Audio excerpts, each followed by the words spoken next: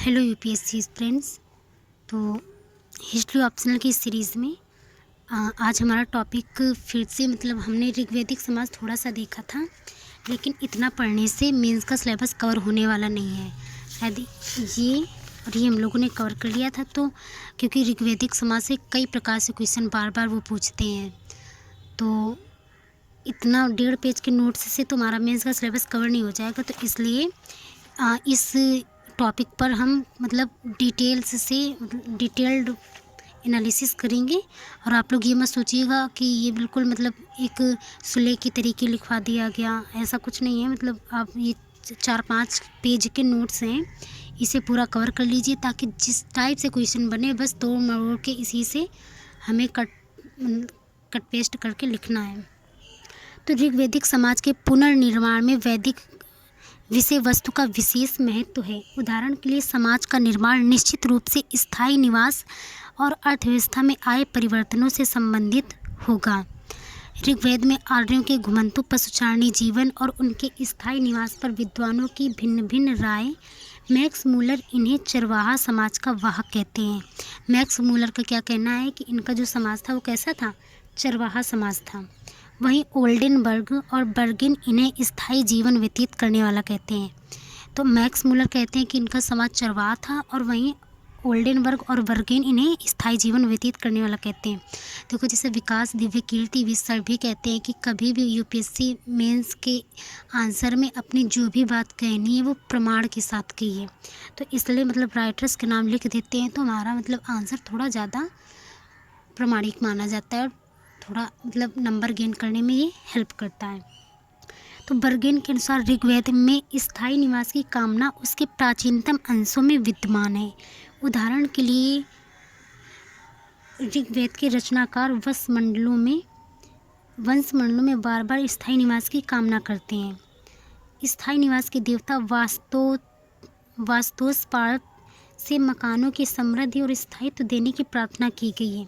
ऋग्वेद के 7वें मंडल में अपने स्वयं के पुत्रों, सगे संबंधियों और कामगार लोगों से परिपूर्ण एक निवास की कामना मिलती है। जैसे ऋग्वेद में बहुत सारे मंत्रों का संकलन है,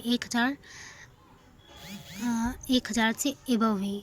तो इन सब में क्या इन्हीं सब से ये कंटेंट लिया गया है कि वहाँ पर लोग क्या करते हैं, स्थायी निवास की कामना करते हैं, अपने पुत्रों की, अपने संगी संबंधी और कामगार लोगों से परिपूर्ण एक निवास की कामना करते हैं।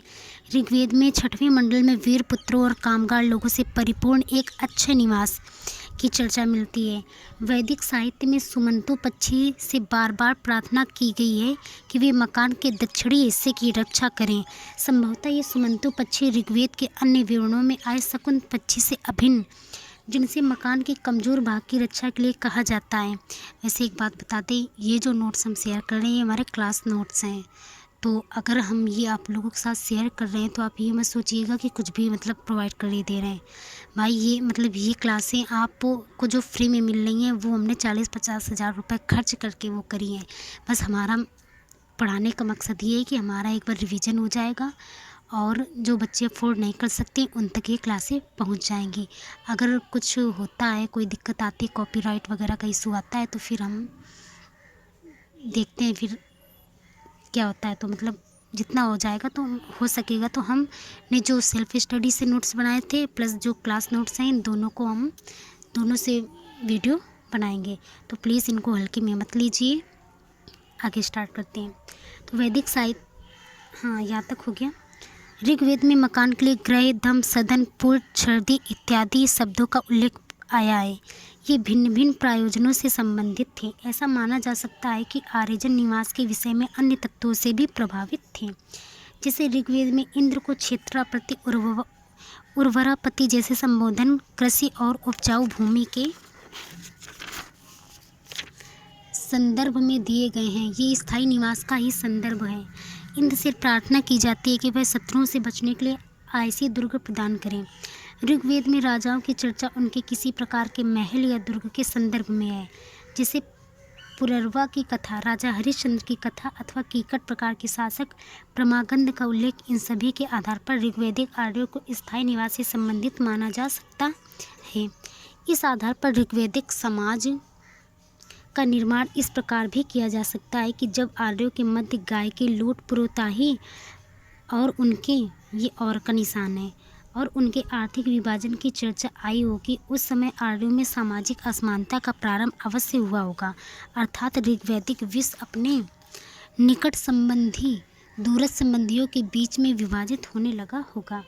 ऋग्वेद में आए शब्द स्वजन्म से ऐसा सिद्ध होता है कि स्वयं के पुत्रों के साथ निवास किसी न किसी प्रकार के सामाजिक विभाजन का संकेत देता है।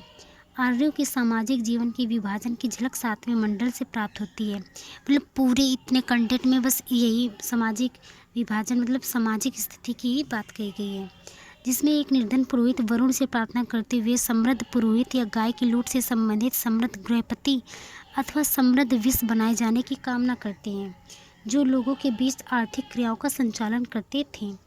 10वें मंडल में इन्हें ब्राह्मण, क्षत्रिय, वैश्य के रूप में परिभाषित किया गया है। चौथा वर्ण अर्थात शूद्र, दास, दस्यु से संबंधित था। इतिहासकारों के अनुसार ये पहले आए हुए आर्यों का समूह था, जिन्होंने स्थानीय तत्वों को आत्मसात कर लिया था। इनमें दस्यु परिवर्तन अधिक हुए थे, दासों में कम। इस कारण से साकल शाखा के आर्य दासों के प्रति कम कठोर थे, दस्यु के प्रति अधिक। ऐसा लगता है कि आर्य जनों ने पराजित जनों को अपने सेवकों के रूप में प्रतिस्थापित कर दिया था। संभवतः घरेलू आवश्यकताओं अथवा अर्थव्यवस्था की आवश्यकताओं के चलते दासों का वर्ग स्थापित किया गया था। दासियां भी इन्हीं कार्यों से संबंधित थी। उन्हें घरेलू कार्य के अतिरिक्त स्वामी के शारीरिक सुख के लिए भी रखा जाता था। ऋग्वेद में दासियों का दान अधिक है, दासों का कम।